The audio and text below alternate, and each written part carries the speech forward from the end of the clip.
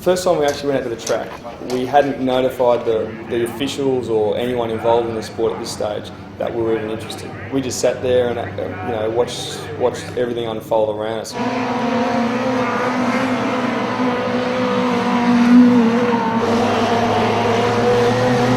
We first saw what we thought were sprint cars come out, and they were going around the track.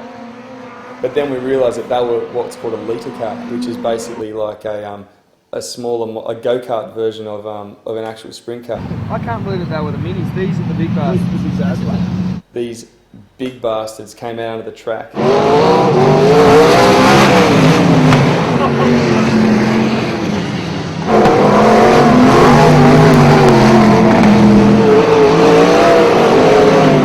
It was just scary shit, watching them go around the track, dirt flying everywhere.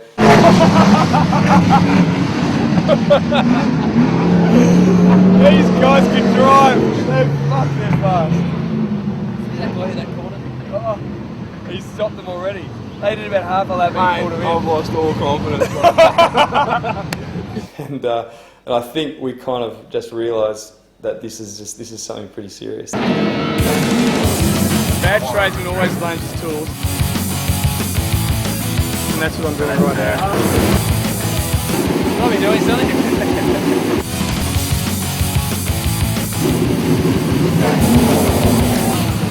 Talking the talk, but you're not walking the walk. You will get a shave in hospital. But it's not bad. Oh, is this a lot of...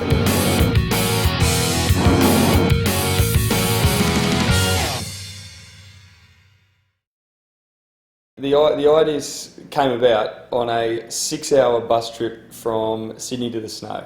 Him and a fellow by the name of Pete Loudpedal Larkham were devising a plan of racing a sprint car. I've seen Days of Thunder, and that's basically what I'm basing my entire knowledge of race car driving on. Marty had said that he could get his hands on a sprint car, and Loudpedal piped up saying that, look, he was the man to drive it. Just put Pete in the car, there's nothing he can't do on a race car. Just put Pete in the car and, checks will start writing themselves.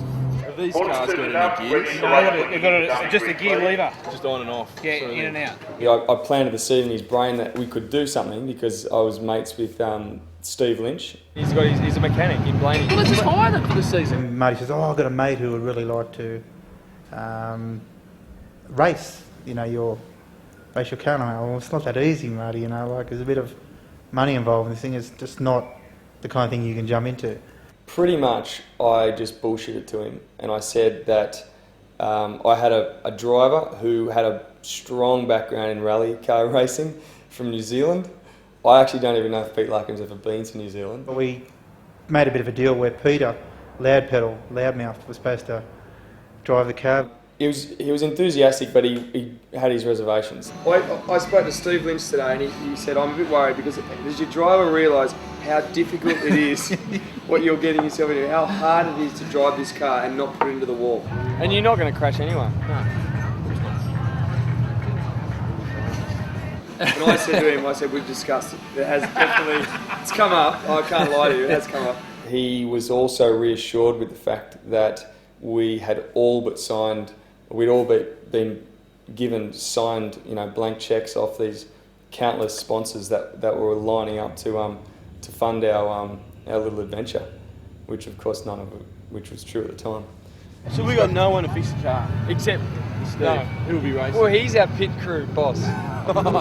This gets better and better. Look, I don't know anything about cars, actually.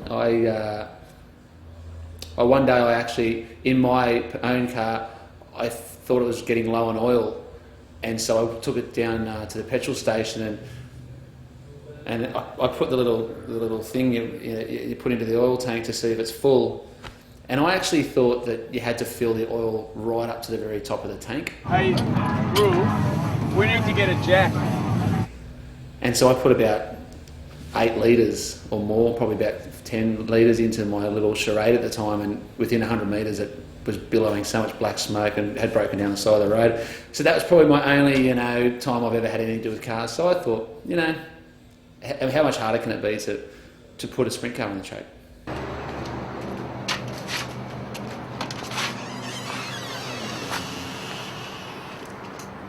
We still had no idea how you register a team, what you're supposed to do actually to get a car in there. So we went in just to meet and greet, introduce ourselves, thought we'd do the right thing, and explain our intentions which weren't just to be a joke. We wanted to win. So, All right, mate. Martin, how you going, mate? Hey Steve, how are you, mate? Matt. Nice to meet you. So, as you know, basically the premise of it is we're basically just trying to get a team, a legitimate team, up and running. And Pete, who is going to be our driver, he hasn't raced in any professional sort of manner, such as on a sprint car circuit or anything like that. He's done quite a lot of driving. He's got family in New Zealand, apparently, that are quite big enthusiasts and whatnot. What we'd like to think is the best way to get into sprint car racing is to start in one of the smaller categories and then slowly but surely progress your way through. I'm sure it'll be a steep learning curve from what we understand, from what Steve Lynch has told us as well. Yeah, and I think he really took to us. And your roles in Well, we this just whole kind arrangement? we're just there to look good, basically. I don't think at that stage we had the intentions of Knoxville that early on. We didn't know the Hall of Fame existed. And it was until he pointed out that's Knoxville Raceway, and that's where the Hall of Fame is. The Knoxville Raceway, this is an old photo now, it's changed a fair bit. That's the Sprint Car Hall of Fame. In sprint car terms, there is no greater glory than winning the Knoxville Nationals, and there's only been a handful of guys that have ever won the Knoxville Nationals. We wanted to get to Knoxville after going to that meeting and seeing on that wall. Yep. Is there any Aussies in the old Hall of Fame? Oh yeah, there's plenty of Aussies. Gary Rush, he's a Hall of Famer, and there's Max Stumsy and a few others that are in there. We'll get there. I just felt the moment he pointed that out that he'd switched on my pilot light. I really didn't think the guys had much hope of going over to Knoxville in their first year, but I certainly weren't going to dampen their dreams. You're obviously about to find out how tough it is. The money situation, surprisingly, hadn't really come up yet. We hadn't worked that out. This is the figures we're going to work on. $45,000 for the car, $1,800 weekly to keep it. That's a little bit extra to cover any little things. But that's $1,800 a week to keep it on the track. We get $100,000. That adds it up to after about say 20 weeks. It's about $80,000. $20,000 is spare there to fix any crashes. We sat down and over a few beers decided that this was a very feasible and realistic figure for us to be able to go out there and raise. We had a few contacts in the corporate world that we sure would just want to throw money at our sprint car team. Mate, I've got 3 credit cards there which I can rack up 60 grand on. I've got one which was 30, I've got another one which is 10, I've got another one which is 25. So realistically, so if I got a letter of intent, we could do it. I love it. We're going to run a race car team with the most powerful car in Australia, a driver who's never even up on Visa card. On Visa. Or 3 Visa cards. So we set out with illusions of grandeur that we were going to raise untold money, have the best sprint car team. In fact, we even talked about having cheerleaders come out to the track every week to cheer for us. We've got a mariachi band, a tequila bar, cheerleaders, and a driver, And a fundraising night. And some good uniforms. and some good ideas, but we don't have shit. And so we were really heading in the right direction because we'd thought of it. Obviously, that's the first step. Let's start. Steve, right? Yeah, he's just going to grab some of that and get started. Yeah. Mate, sorry. Fuck. 2 days before our first race, I got a phone call from Pete Larkham. The moment I saw Loud Pedal, I kind of detected fear in his eyes. And he said, he had some reason that he couldn't do it anymore. When Pete, the driver, did pull out, I thought to myself, what are we going to do? We've got to find another driver. But after losing one on, in the 11th hour, I thought to myself, maybe this is a sign. And I, like that general in Gallipoli, just before he sent Archie over the line in that 4th wave against the Turks, he said, I can't send the men out to do something I wouldn't be prepared to do myself. Mate, busy with work really, mate. We've got to work weekends, and yeah, it was just going to be too difficult. I think I've got too much on my plate at the moment. But I really think he couldn't commit to the season. Others say he's scared. I don't know. I won't go that far. I don't know. People can say what they want to say, but Yeah, I don't know. I might be a natural out there, and it could be all for the best. Or I could wind up over the fence, you know, and anyway, we'll see what happens. When Marty kind of stepped up, I just thought it was a great opportunity to see him make a complete fool of himself. I could just see him getting out there though, and not even being able to start the car. And this time I thought, well, he can also hurt himself, and I want to be part of that. This bit of fucking rope is that you're talking, that's holding the wing on there, and that's my life is on that rope.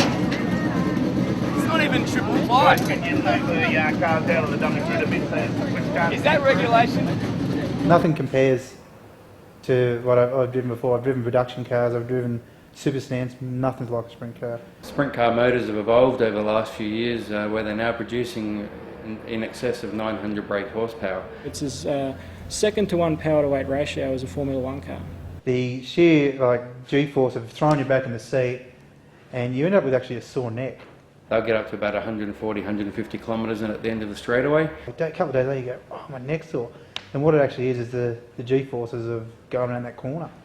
But as far as trying to explain it, pretty hard. They're a very difficult car to drive if you don't know how to drive them properly. You know what bothers me is there's so much action around the car, and so many people concerned about it, except me, who I'm driving it, and you, when you're supposed to be the pit boss. You haven't even gone and looked at the car yet. And I did, I kicked the tyre. And there's obviously some serious shit going on over there. You've got to trust your team, mate. And I don't even know what I'm doing. I'm confident that the mechanics are I high. don't even have socks. We obviously can get fatalities, just like you do in any sport. This isn't funny, this is my life. Guru had asked another driver that he knew just to go and start the car up, do one lap and bring it back in so they could leave the engine running to just keep it turning over. It was the first time it had been run in a year or so. This thing was just roaring. It was just so loud, and it was just horrendous. It was this most angry bit of machinery.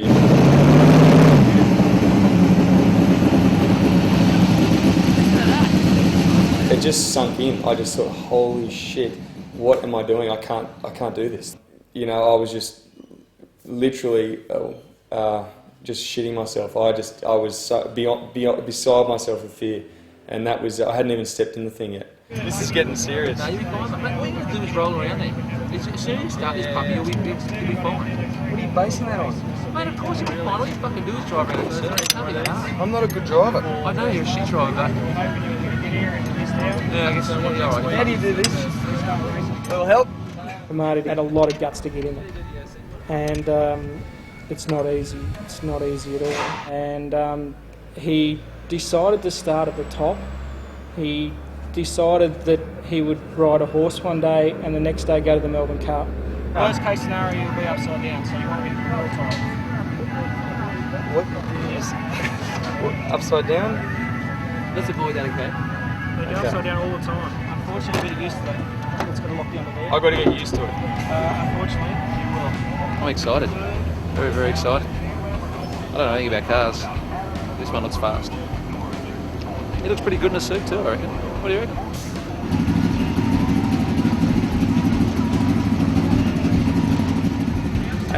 I am nervous, but I think I'll be alright. But I'm, pretty scared. I couldn't swallow. I had no saliva in my mouth. I felt like Richard Dreyfuss before he went in the Shark Tank with Jaws. But I think I'll be fine. Just gonna take it easy, and then on that back straight, fuck, I'll give it some. I literally was sitting in this thing, and it was a thing to me because it really wasn't even like a car. I had no vision. I had a helmet that was too big for me, so I was wearing these blinkers.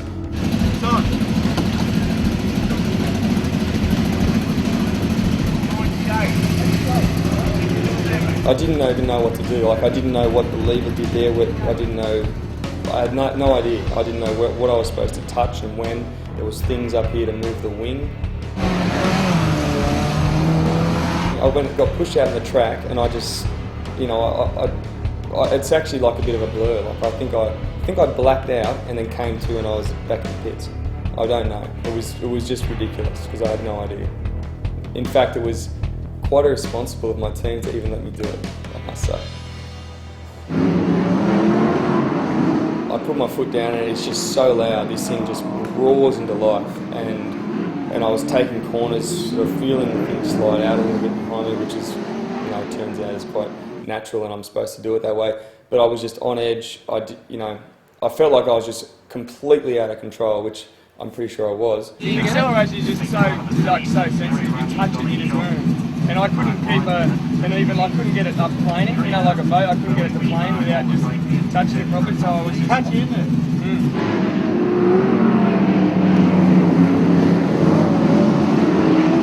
So were you full 1600 revs? I didn't look at anything. I got back in. I was so relieved, thinking, oh, you know, I'm just a natural. This is fantastic. And the first thing that became painfully obvious was that I had been going so slow. It was ridiculous. That what felt so quick to me at the time was I was like half the speed of the other cars. I might as well have been driving Miss Daisy. It's terrible. You can have a look at this next trip, you're going to get back, we're going to get straight back around. And do what? What have against the top? I went off the track over there. I know, they were well nice. You got to try and where you're pitching in your corner, you've already passed the apex, so you need to come in just like a millisecond earlier to come in mid-track. Rather than being the edge, because if you get this top edge, it'll wash it off.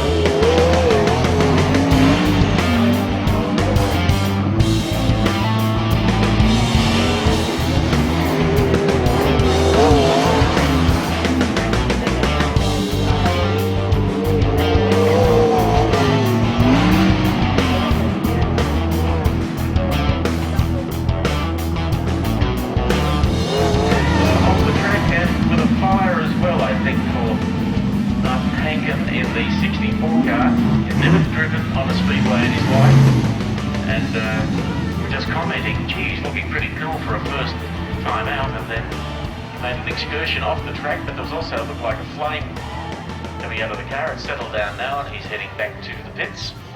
Can someone help me out here? Do it, hurry. Where was the fire? No, it's just an oil overflow, he said, it's no big deal. Seeing going the first time, I was impressed. When we got to the track and he had to sit in that car, and when they turned that engine on, it's almost like a caged animal. Oh. No, that was fucking awesome. Mate, I saw flames coming out from when I was got the... I know, we saw it. We saw you on fire, mate.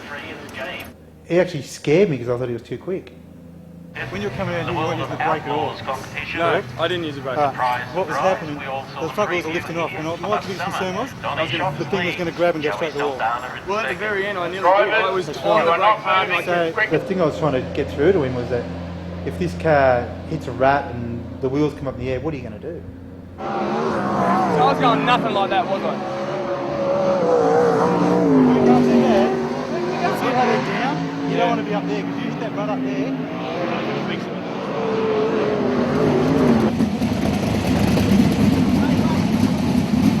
There's something wrong. Yeah. I have a job when I get to the racetrack, and this job is to make sure the car doesn't fall apart and is bolted together correctly and is well maintained through the night. Just really shows the depth of my skill. I'm driving sprint cars with problems. So, Matty, what's going on? Like, what are they doing? They're just having a bit of trouble finding a part that's loose. So they're just dousing it to see if they can... They're dousing it to find a part that's loose. No, there's not a part that's loose. So they're having trouble finding where the leak's coming from. It's a common problem we have with these cars. And so we're just getting a bit of water on there to see if we can see a leak somewhere, mate. So we're going to give it a bit of an intro start and just see how she goes. You know? Could be your last drive for night, unfortunately. I'm not too sure. I know you've been disappointed about that. Very. So, but hey, I just coming good. Just let me work on this and no worries. See if we can get you in there. Just give me a call. I've got a pity that's loose. power steering, completely gone. So one race, you've almost crashed, you've caught on fire, and you've broken the steering. Yep. If I can do that, you can do that. Because all I have done today is belittle the myth and aura that surrounds a sprint car driver. Pretty much, that's all I've done. Yeah. But mate, look, you've still got a little bit to go, my friend. We've got to work something. We've got to work a deal out with you because we've got to. I mean, you're not doing this for free. You're not giving us fuel for free. All that kind of shit. We've got to put you on the books, and also every expense comes to us. You should let your hand in your pocket. Yeah. I mean, you can if you want to.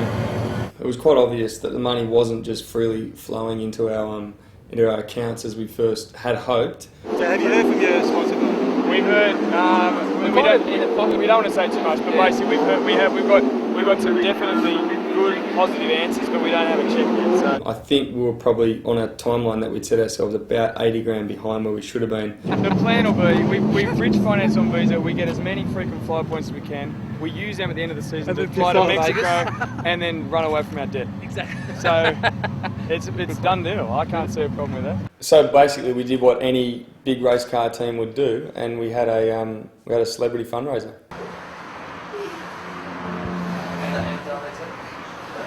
There's no one downstairs. There's no one possibly even coming. $100. We got $100. You probably spent $100 on these white shirts and the islands. Yeah, I know. A mate of mine donated $100.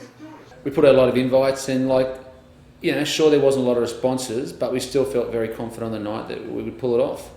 Look, I haven't got a problem with no one doing that. I'm happy that no one's doing that. I don't like people as a general rule. I feel uncomfortable throwing here. It really was like racing's night of nights, that's what we thought anyway. It really was. I'd like to welcome to Motorsports Night of Nights. I've got roller skates. If I can handle these, I can handle the sprint car.